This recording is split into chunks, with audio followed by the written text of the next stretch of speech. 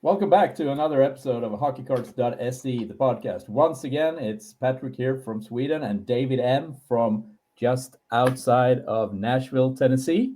How are you Howdy, today, David? everybody. Great, man. How are you doing? I'm good, thank you. It's springtime. You can almost feel summer is approaching. So, apart from the intense pollen and asthma shock that brings, it's pretty enjoyable. Thank you. Ours summer has officially hit here, and like usual, we didn't get much of a spring. It went from pretty much winter to summer. So, Uh-huh. highs in the 30s and 40s to now we're in the 80s. Here in Tennessee, where I live, it's extreme humidity. So that sucks. And yeah, the pollen thing is no joke. Everybody's sick. Everybody's got the allergies and the sinuses. And yeah, good times. Good times. Yeah, fantastic. We dodged tornadoes and we, and then now there's friggin' pollen everywhere. So.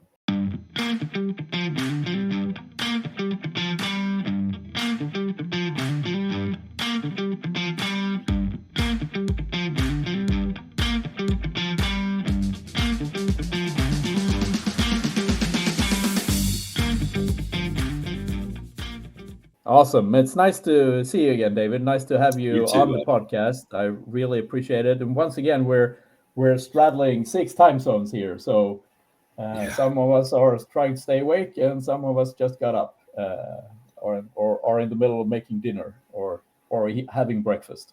That's exactly right. Breakfast of champions, right here. Soda. Oh, fantastic! Yeah. Oh yeah.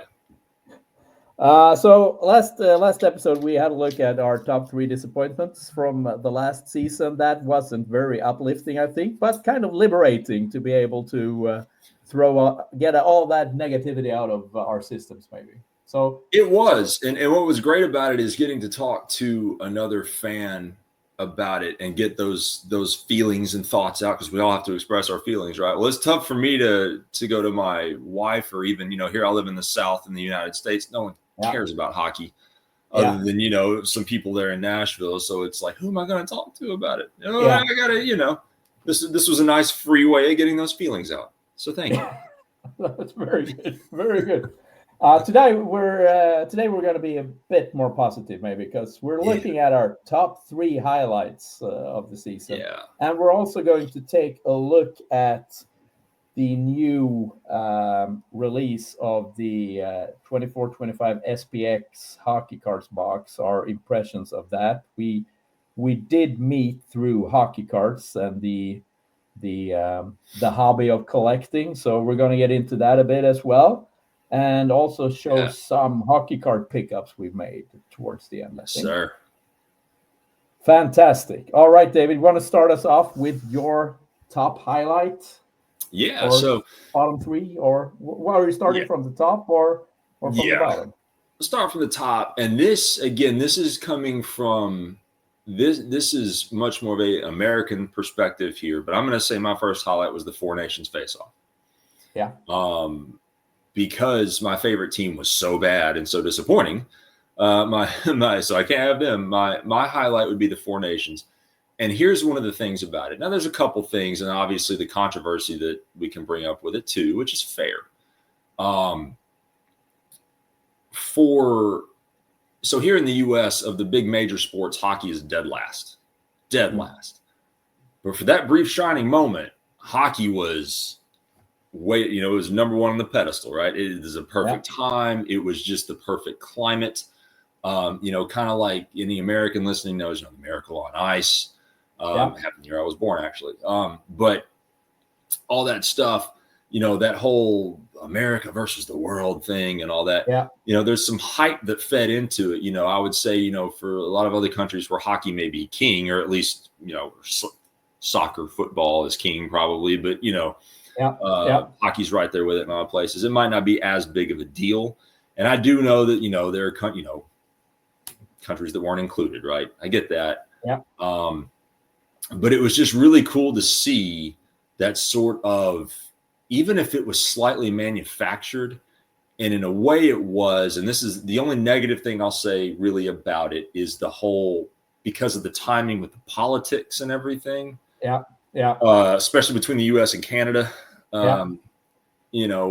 didn't think that was going to be a thing this year, but here we are. But you kind of had that build it. But I'll tell you what, at least on American media, they milked it. You know what I'm saying? Like you had all these, like this was done like it was going to be the next Miracle on Ice. Well, those ESPN, everybody, they knew how to milk this thing. You know, and you even had all these politicians getting into it, right? Politicians that couldn't tell you the first thing about hockey really got into this thing. And, you know, at least on the American side. So that's kind of, you know, it's positive and negative, right? It's bringing attention to stuff. People that might have never watched a hockey game before couldn't care less. Yeah. But because of whatever, maybe it was political discourse, because of whatever, they maybe watched the game. Maybe they tune in and like, holy smokes, this is pretty awesome, man. These guys go. And of course, it helps that the games were great, right? Now, the Sweden-US game wasn't great. You guys kind of wiped the floor with us a little bit, and that's, you know, whatever. We were resting. We were like the Florida Panthers, right? We're going to rest everybody the last month, knowing that we're in the thing. But you guys really humiliated us. But anyway, but I guess, you know, that whole getting people to watch that might otherwise could care less. And you had a great game go into it, right? And even though it wasn't the result that as an American you wanted, I do think, though, had America won, and this is probably me being naive, had the U.S. won, I wonder how many non-hockey fans would have stuck with it a little bit longer. You know what I'm saying? America, the U.S. lost, so I'm sure all those people that were into it for that night, we're done. But still, that potential was there, right? And just so it was really cool to see. I just thought it was a well-run thing, way better than some stupid all-star competition thing. You know what I'm saying? Like, it just, this was actually fantastic. I mean, if we're talking about like the cultural perspective here, Sweden and the US, I mean, I understand that the all-star thing is like a kids and families event, right? Yes. But nobody here understands what the hell that is for, because it's also this thing. And I mean, like one of the things that came across really strongly with the Four Nations to me, reading Canadian and US media, not just the US media who are maybe not so hockey focused, but you know, Canada is only hockey. It's hockey all the time, all the sports, a little bit of the Toronto Blue Jays, but mostly hockey, right? So, and all these hockey insiders and journalists, both in text and in pods, who were so surprised. They were so surprised how much the players enjoyed playing this tournament and how much passion there was from the players. And how players like Sidney Crosby was hurt. He couldn't play in the NHL. He played the entire Four Nations tournament. Matthew Tkachuk played until he got hurt in the Four Nations tournament, then continued to play and didn't play for the Florida Panthers, right?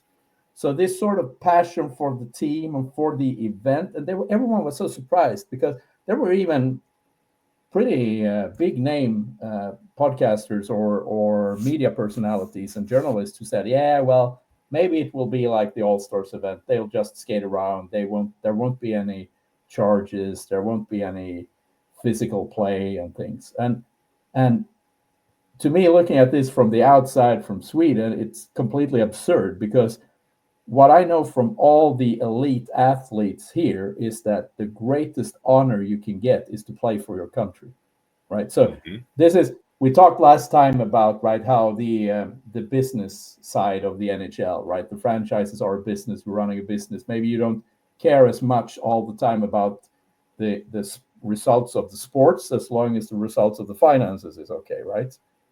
But for these guys who play the game, it's the opposite. They care about the game.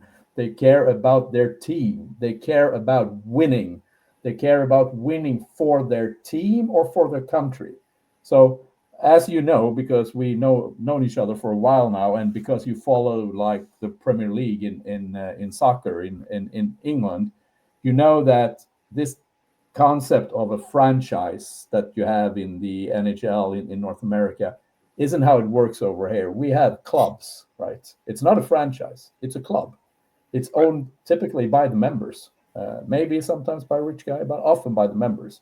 So the passion for the club is maybe something like what I would imagine you feel for your college team. Like it's not polluted by business, and it's sort of an affection for something you care about, right? And this is what all these players feel for their country when they're in the Four Nations. And that includes the Canadians and the Americans, despite this franchise system in the NHL. Of course, they want to win for their country. It's the greatest honor in the world. So what we as Europeans typically have failed to understand for a long time is why the NHL doesn't let their players play in the Olympics, because everybody wants to play the Olympics. Everyone wants to play the Olympics. And of course, it's a business decision because the NHL doesn't make enough money out of that, and players might get injured. And yeah, but it's their careers. It's the highlight of their lives, maybe. Well, and the biggest thing too, like especially with hockey, is because it is such a multinational sport, because you have so many great players from just all across the globe. You don't see that in a lot of other sports, right? Like, other sports are becoming more and more that, but you didn't for a long time. So, for example, basketball. That was a purely American thing forever, but back in the day, the professional basketball players weren't allowed in the Olympics. Yeah. And then you had in like 92, that's when you had the dream team. And it was like, okay, well, let's see what happens when you actually get the best NBA guys. And it wasn't even a competition. Yeah. Now it's come full circle to where other countries could probably beat the brakes off of the U.S. in basketball. Right? Yeah. See that other countries get into all the sports and all that kind of thing. Right. But, like it's almost like, the World Cup, you know what I'm saying? Like, again, most Americans could care less about soccer, football. Yeah. Until it's World Cup time. World Cup time, you take off work. If the U.S., even if the U.S. has no chance, you're watching that game, right? Yeah. And the thing with the Four Nations is it was like that. And it was another thing too, like you talked about the passion of the players. That was what was so great. Yeah. Because the point of this thing is to build the brand, right? To build the sport. Yeah. And boy, did it ever, or at least it did what it was intended to do in terms of like, man, did they deliver? You saw the passion, you saw the fights, and I know a lot of people, don't like the 3 fights in the first, whatever. And I know that was kind of contrived. They planned that out a little bit ahead of time, at least the Americans did. But if you think about it from if we want to get people watching and talking about this, like this is the big rivalry. This is the big thing. You're not going to see that in the Stanley Cup playoffs, but and and you're certainly not going to see it you're certainly not going to see it in the All-Star game. Oh yeah, no. Yeah. Well, and that's a great point. And here's the thing. So here in America, basketball, I grew up, man, I love basketball. Love it. Played it. I'm a really tall guy, right?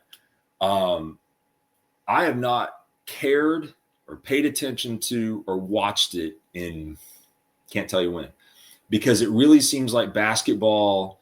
So I was born in 1980. Basketball, growing up watching it in the 80s and the 90s was tough. You had you had the bad boys. You had just these guys that and you can look back at it now and see like what was a foul, or what wouldn't even be called a foul back then would get you suspended today. Yeah. Right. Yeah. And this is going to sound like a very old man yelling at clouds, get off my lawn, generational thing, but it's unwatchable today. If I look at you wrong, it's a foul. So I say all that to say a lot of sport, and then I look at it with baseball too, like guys have become soft. At least that's a lot of perception, right? Guys are soft, and I want to see, and the Four Nations provided that, you know what I'm saying? And it just showed that these hockey guys, that's a whole different animal right there. That's why I'm going to like hockey. I'm going to like these dudes getting out there. They're competing. They're going hard. Yeah. This is an exhibition, and dudes are getting hurt, and dudes are, you know what I'm saying? Like, that's awesome. And that was so exciting, even though the result might not be what we wanted in America or what I personally wanted or whatever, or what you wanted. It's awesome to see, I thought. And that was a huge And there's another aspect to it as well. I mean, let's look at this from a financial perspective, then from a business perspective, from the NHL's point of view. Now, I know that every time it's the Olympics, and Sweden wins an Olympic gold medal in some sport. Sometimes they're pretty obscure. You get like a ton of kids to show up at clubs to practice the next week who have who would never go start that sport if they hadn't seen someone win an Olympic gold on the TV. So about branding the sport, about getting more people to play, it's fantastic. You have people like Austin Matthews and Kachuk, and potentially Jeremy Swayman will get there as well. And there are great American hockey players now, but maybe you would like to have some more of them when these guys retire. So how about trying to grow the sport and get kids into the sport? And then you need national team competition. You need best on best competition, and you need to have this drama. You preferably need to win, but even if you don't win, if you have this drama, there's still, I mean, it was a very disappointing tournament for Sweden, not because the end result was probably pretty okay for us, but if you look at the rosters, who's on the roster and so, but that we actually lost to Finland was like, that's a national pain because if we hadn't, and Finland's roster is way worse than Sweden's in the Four Nations, and this is a classical rivalry. Sweden-Finland in hockey has always been a rivalry, and for many, many, many years, Sweden were quite successful. Finland was not, but they won one game in every World Championships, and it was the game against Sweden. So, and that was enough for them. They could lose the rest of the games as long as they beat Sweden. That was the only team they had to beat to keep everyone at home happy, right? So losing to Finland in the Four Nations was not good. And if we had beaten them, we might have played the finals. But it doesn't matter because you have this drama. It's a drama. You're watching a drama with a lot of emotion, right? So you need best of best hockey is what I'm trying to say. Oh yeah, for sure. And again, growing a global brand, right? So again, I'll use the basketball thing. I don't watch it, haven't in years, but I do know, I watch sports news and things like that. Like the best players in the league now are European, or the best player in the league now, probably for a few years running, is European. You've got all these guys that are like, the Giannis Antetokounmpo, who I think is French, maybe. The Joker, what's his name? I can't even think of his name now. Jokic from Serbia, right? Yeah. These guys that, and that, but for that to happen, like that didn't just happen overnight. That's to me, that's those Olympic kind of competitions going back into the very early 90s and stuff like that, that really kind of sparked that in the youths of those people. And then you see, they've got, and there were some decent Europeans in the 90s, don't get me wrong, but like they weren't nearly as prevalent as they are now. And now it's like, there's even a thing in basketball, the Euro step, right? Like, is being adopted. Right. So, I mean, it's just the Europeans, what they did, the European teams, they basically created a brand new kind of monster that was like, okay, well, our guys, our big guys, let's, basketball's all tall people, and not to go on a long basketball rant, but our big guys are going to learn how to shoot threes, and they're going to sit out there and they're going to shoot threes all day long. Yeah. Well, now that's what everybody here strives to do, right? So now all the American big guys, well, you're not going to play in the pros if you can't hit a three. Like that's a 3-pointer, which, big guys, never did that before until all the Europeans started doing it. It's like, oh, wait a minute. This is the way. And so now that's all it is. But anyway, growing that brand, I think the Four Nations, awesome. Awesome stuff. The one thing I will say that maybe they could do a little better, and maybe I'm wrong. I might be remembering this wrong, but for Swedes and people in Finland, like what time were those games aired? They actually aired. I think Sweden had. I think the Sweden-Finland game was played midday, so it aired at a in the evening time here. There. So great TV time here. But of course, if we were playing the US-Canada, it's in the middle of the night, so it's a bit tough. Right. Well, I guess that was what I was. Yeah, that's what I was getting at. Is let's just make sure that we're broadcasting these things. Or if it's an all-European matchup, even if the game is at 1 p.m. here, whatever. I think it was. You guys get to watch them. Okay, good. And I don't think it was, if I Canada, remember U.S. correctly, at 1 p.m. Okay, good. Okay, I know. There's a debate about the matinee games in the NHL. Not everybody's a fan of early games, but to me, it's fantastic because that means a matinee game on the East Coast in the US. It's 7 p.m. here. Fantastic. I can watch it on TV. That's perfect. Oh, I love them too. Don't get me wrong. All right, David. So that was your top one for nations. Yep. Mm-hmm.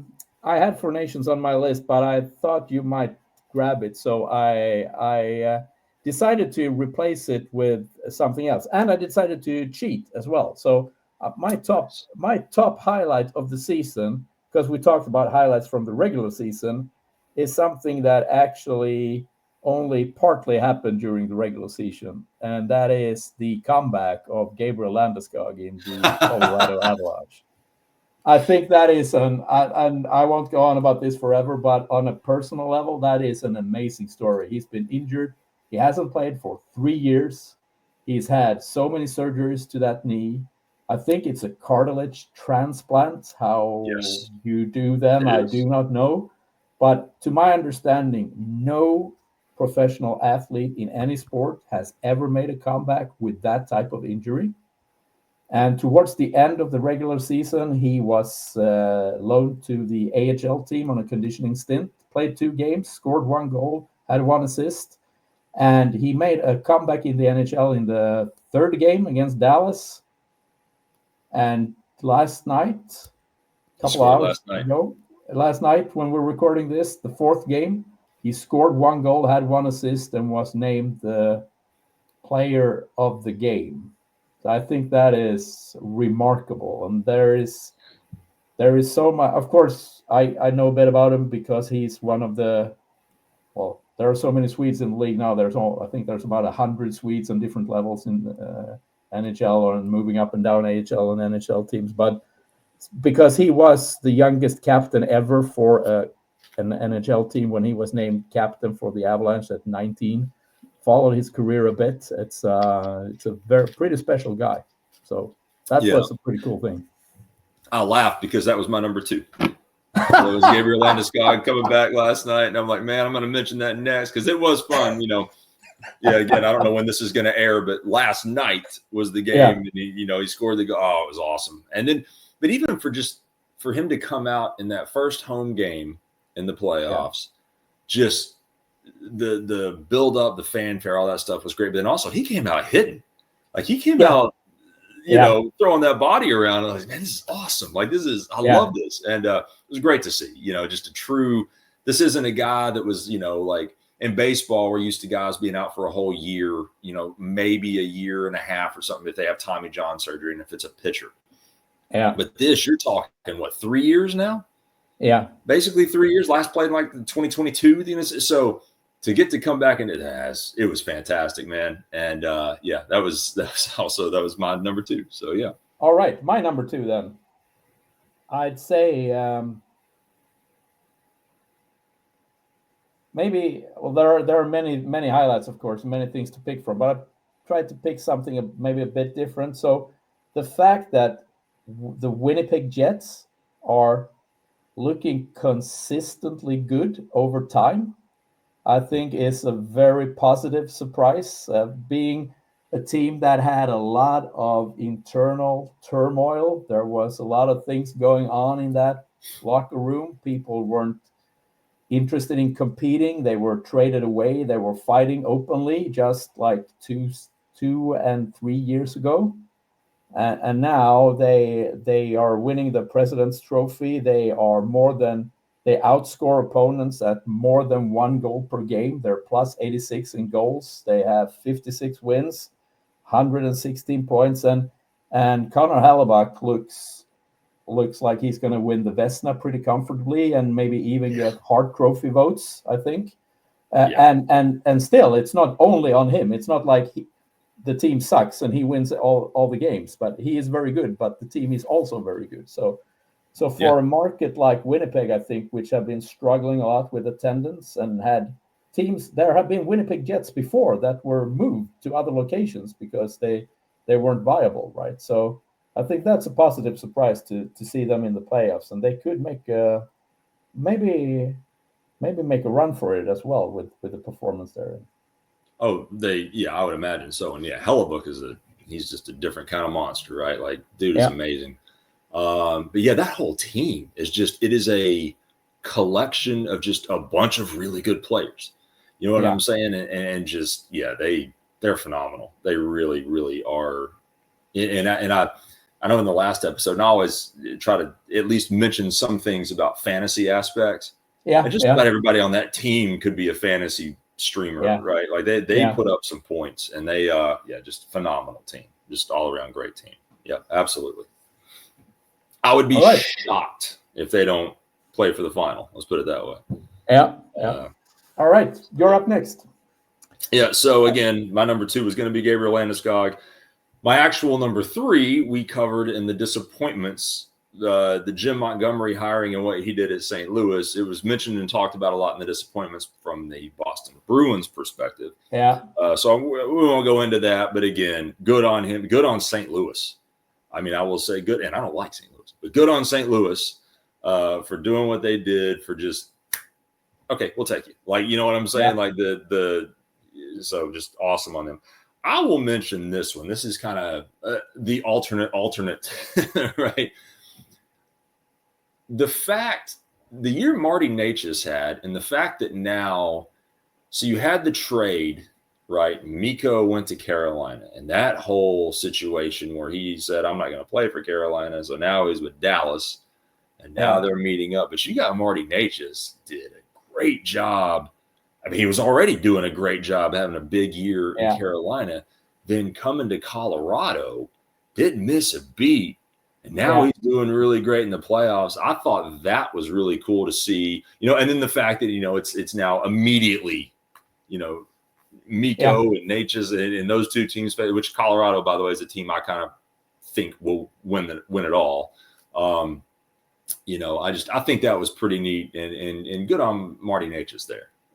That's awesome. I think he was, at least up until the playoffs started, I think he was outscoring Rantanen as well. So compared to his numbers, he's had a really nice year. Yeah. But it's just cool to see that now he gets to go and play on Colorado. Not that Carolina's bad, obviously they're awesome too, but just kind of the whole wild thing that went around that, and then on the Mikko end, you know what I'm saying? Like he was with Carolina for what felt like a week and a half. I know it was longer than that, obviously, but but still a lot of crazy stuff there in Dallas. They got some injuries going on right now. So, and of course, by the time this airs, the whole thing will probably be over. Everyone will know everyone will know what happened, right? So my Colorado pick may look great, or everybody's going to make some comments. So anyway. Well, my final highlight of the year, I actually picked Ottawa being back in the playoffs again. So there's been a lot of talk about a couple of organizations, Ottawa, Detroit, Buffalo, about being out of the playoffs for a long time. Classic teams. What's happening, and Ottawa being back, I think is a positive thing. It's a positive surprise. They got new owner, Andlauer. He managed to patch things up between the team and Daniel Alfredsson, mainly because I think he fired all the people who Alfredsson couldn't cooperate, right? So Alfredsson is back on the team in the coaching capacity, and they brought in Linus Ullmark from the Bruins to strengthen up their goaltending, and it's been. I mean, it's not. He's not putting on another Vezina winning performance in Ottawa, but he's definitely been a stabilizing factor through the season when he's played. So, and they have a good backup goalie as well there. So I think when you watch them now play at Toronto in the first round, you see that maybe maybe they're starting to realize and learn a bit the difference between regular season and playoff hockey, and they're not quite used to it maybe. But so maybe this is a learning experience this year, and they could be back in contention again next year. Sure, that's absolutely. And to be fair to Ullmark there, the defense playing in front of him now is not the same defense it was last year in Boston. No. So to be a little bit, but he's done a great job. I mean, I think he's done a great job. Yeah, and personally, I like Brady Tkachuk. I know a lot of people don't. I like him, so it is fun to see that too. But yeah, no, and they again professionals, right? So continuity and time and all that stuff. We're filming this last night. They pulled off that big win. It might be the only one. Yeah. It might be the only one. Yeah. All right. Our highlights of the year then. So we bit more about hockey cards then. We got to know each other, you and I, over hockey cards. And you have a YouTube channel where you show hockey and baseball cards that you collect. And that inspired me to set up a YouTube channel on hockey cards, and that has sort of grown into a collecting community where you are now part of it, and we open some boxes together sometimes, ship the cards across the Atlantic, and generally just go into full nerd mode on hockey cards, players, hockey card releases, and discuss all of this in a Facebook group with. We're 300 members now who are doing this together. So it's been quite the ride, and I'm happy you've been along since the start. But the new SPX release from Upper Deck just dropped. So what are your it's a week and a half ago. But what are your impressions on the SPX, because they've made it completely different into something completely different compared to what it was in previous years? Yeah. So I will first of all, and I'll say this real fast. The job that you've done building the Hockeycards.se community over there, I was just thrilled to get to join up and take a look at you've done an amazing job. I never did breaks with anybody. I mean, maybe years and years and years ago, but seeing your content and how you did stuff, I was like, okay, this is a guy I could break some cards with, right? And I don't do a lot of modern. I just don't, right? I'm more of a vintage guy, but I do, you've had breaks that I've participated in. It helps that you've pulled me a couple of big hits. But not really, but no, that community is awesome. And man, if you're not part of it, man, some people in that community post some stuff on Facebook, and I'm like, oh my God, I can't compete with it. People putting together whole patch runs of there's whatever, name the player. And I saw someone post earlier, there's a numbered to 4 patch run of Philip Forsberg. He's got 2 of them. He's looking for the other 2. You're talking about needle in a haystack in the whole world. And these guys are able to complete. It's crazy. The awesome stuff that you guys have there. It really is. It's impressive. But as far as SPX goes, I have not opened any. I did not get to participate in either of the breaks you had, but I did watch them. Yeah. I think the product is just awesome looking. It's gorgeous. Yeah. The is it Excellence Redefined? I believe is the subset there where you've got the circle in the middle, and then those are sweet looking cards. The finites are really nice looking cards. The golds are really shiny. I'm like, oh man, it makes me want to buy a hobby box or 2. I mean, realistically, I probably won't because I typically buy singles. But it's awesome. If you like modern cards, I think it's a nice looking product. I mean, and you pulled I don't know if you want me to give the spoiler. I mean, people have probably already seen it, but you pulled a 101 in a box break on there. We pulled a 101 in our break. Yeah, that's fine. Yeah, I personally like the look of the product, for sure. Yeah. I think also they've done a really good job. I mean, it used to be Upper Deck has this range of products which are going a lot like going to the casino, but the odds of the casino are worse than they normally are. So SPX, up until last year, SPX was a product with 4 or 5 cards in 5, I think. It cost $30 more per box than it does this year. and you had a realistic opportunity of hitting absolutely nothing, and a very, very, very, very, very small chance of hitting something spectacular. But you weren't guaranteed anything, not even an auto, right? And now they've redone it. So they made it mimic what Synergy looks like, with 8 packs, 3 cards per pack. So you get 24 cards instead of the 4 or the 5. They lowered the price with $30, and so it's hard to compare them because it's a completely different product, right? Yeah. And what has disappeared that I miss are all these really thick cards, the rookie patch autos, those very, very rare cards are all gone. It's all thin cards. It looks very much like Synergy with clear-cut inserts, but it's a spectacular, fun product to open. So if you look at it like if it's Synergy or something Synergy similar instead of the old SPX, they've done an amazing job with the card design. The cards, even the base cards, pop. There are some really good-looking inserts. There are numbered cards. There's a decent chance at hitting an auto, and the price is, for once, it's a pretty decent price for a hobby box as well. So I think actually it's a good remake. They wouldn't have had to do it unless they canceled Synergy, which they've done. So Synergy's last year is 24-25. So probably, I'm guessing they're moving SPX to take that sort of slot in their catalog. But I think it's they've done well. It's been a fun product to open. And these breaks that you mentioned, these community breaks we're not, just to clarify for the listeners, we're not breakers. I mean, I'm not a breaker. I don't try to capitalize on this. We share a couple of boxes in the community and a couple of times a month, and we try to do it at a low cost as possible. So I'm not running any company or anything. We're just trying to share some cards. And one thing, the thing that very first turned me on to your Hockeycards.se channel in the community was I had heard a podcast on there. But the difference between you and what I would call a breaker is a breaker.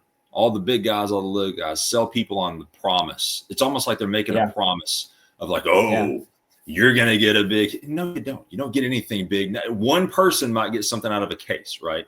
Yeah. You don't say that. You straight up, you give a product review and you say, okay, now here's some odds. We're going to break this. If you want to play, it's a gamble. It's a long thing. If you just want to have some fun, we're going to open. But you never make it. What's the word I'm looking for? You don't try to entice people like a snake oil salesman. Right. You know what I'm saying? Like it's about opening cards and having fun. There is no promise of riches and Bedard autos and whatever. Like there's none of that. Right. It's a very honest evaluation of a product. And he's like, hey, if anybody wants to buy this, we'll break it. If we don't do it, we don't do it. It's no big deal. Yeah. Right. So it's that's what I appreciated, knowing nothing else. Knowing nothing else at all. I was like, okay, this is someone I want to follow. This is someone, and so and the breaks, when you do the breaks, very much are, hey, check this card. And the cool thing too, I will say this about the SPX is, to me, it almost feels like if I were to open a hobby box that or get a break, every card is almost like a hit. Even if it's a tiny hit, it's not like it's even like a base card. They look so pretty. It's almost like it's not a base card. You know what I'm saying? Like it's not a base card that you would typically think of. So it's a little different in that way too. You know what I'm saying? It feels more of a special product, I guess. I agree. Cool. Yeah. Now we try to keep it honest. I mean, I've also seen that part of the breaking community, and I despise it. People who are overselling or selling on the promise of winning big, and then you have basically a group of people with gambling addiction who is paying you money that they don't actually have, and we're not going that route. But if we can give sort of an honest opinion about the products, and anyone wants to open it, then come join us, and we can open a couple of boxes and see what we hit. And you always seem to get a case hit when you're in the break stage. I don't know what's going on, but it's congratulations. I know. And it hasn't been lost in the mail either to you over the Atlantic. I know. Well, you get it in. Well, it was almost lost. Almost. My local mail lost it. The transatlantic people did a fine job. It was the local yokel people that screwed that up and then lied about it. Whatever. I got it, but yeah. You got it eventually, thankfully. Yes. Tales and nightmare tales and card shipping. We could do a whole podcast about that mess. But anyway, why don't we show some cards? Let's. Yeah, I have. I have 3 recent pickups I thought I'd show, and I just for the sake of SPX, they're all from last year's SPX, and I'm showing cards who are now out of the new SPX. So this, for example, the Shadow Box Rookies, which is one of the more, I think, fantastic cards in any product. They're thicker than my wallets. They have sort of this holographic effect. And in the new SPX configuration, these are no more because all the cards are thin, right? These will be too expensive to make if you're lowering the price of the product and adding 20 cards to it. Second one, Finite. Finites are in the new SPX, but are thin. These ones are thick and have like a dent in them, right? So you can see that these are Rangers cards. And finally, the FX cards. These are also in the new SPX, but in the new SPX, they are completely acetate. Here you have sort of a acetate paper fusion die cut thing going on. So they've dialed down the tech heavy bits of the cards severely to reduce cost, I would assume. Still a fun product to open though, but you won't get any of these. What do you got? All right. Well, so I'll show. So I collect everything pretty much, and I am someone who tends to get a little bit more vintage than everybody. So I'll try to keep this to hockey because, to be perfectly honest, my most recent pickups have been actually vintage basketball. Because and I'll go into that on YouTube. But this is a cool one, Stammer. This is my only one of one, by the way. Let me show this. This is one of those nameplate cards. Yeah, and there's the back of it there, and it even tells you that this was the front of this card is a piece of the top of the first S from the nameplate of a game-used Steven Stamkos Sarnia Sting jersey. So I thought that was cool, and fantastic. I don't usually talk about price a lot or anything like that, but this was like $15, something like that, like just dirt cheap for like that. I did pick up. At one point, I had a few of these, but the Ovi Sid the Kid. Oh God, where are we at? The rookie showdown deal. Right. It's the 3D cards, right? They change. Yes. They change from one player to the other. Yeah. Yes. And then some, and I will say this is a business opportunity for me. Especially like if you're an Ottawa fan right now. Of course, it might be too late by the time. So Kirill Kaprizov, right? Here's the Young Guns. Here's the Young Guns canvas. Pick these up. He instantly got hurt. Missed forever. Jack Hughes, picked that up. Yeah. He instantly got hurt, was out the rest of the year. So if your team is in the playoffs still and you want the opposing team's best player taken out, buy me their Young Guns. I'll throw in a little, but you throw in the most. Get me that Austin Matthews Young Gun, and I will get you a win. So if you really care about your team, you'll do it. Because my curse is for real. It's legit.